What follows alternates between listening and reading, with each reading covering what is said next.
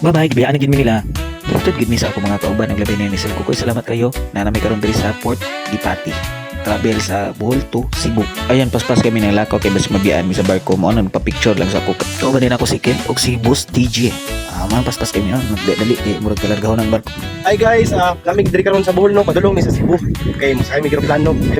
So nagpabilin sila dito So kami muna mig uli nakuha mi plane ticket sa Cebu mi biyahe.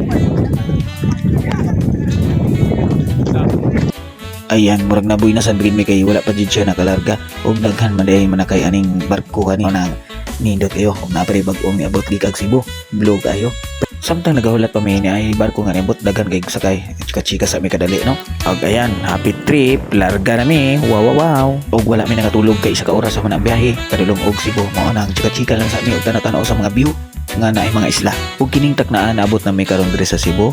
Ayan, kay inyo makita mao na ang mga building. Salamat Ginoo safe gyud mo ang pag-travel diri sa dagat. Hi guys, bali na mi karon sa Cebu guys. Akaban ako si Kabinbin Vlog. Yeah, kabintis lang.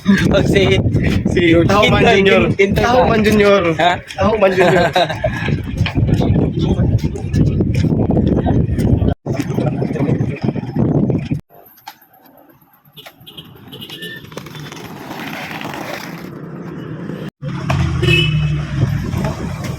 I can't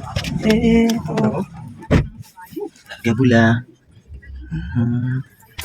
Ug agi lang sa mi Robinson. Sunod na mi maglaglag ya kay murag nagdali mi kay alas 7 among flight. Hapit naman ang oras. Mo nang agi lang sa mi. Bye-bye. Ug kini nga video para ni sa mga memories na mga pag-adto na mo sa Bohol ug Cebu. Hi guys, salamat sa inyong pagtan-aw. Sunod video dai ang upload nako sunod nga nag-flight kami. Salamat. Bye-bye.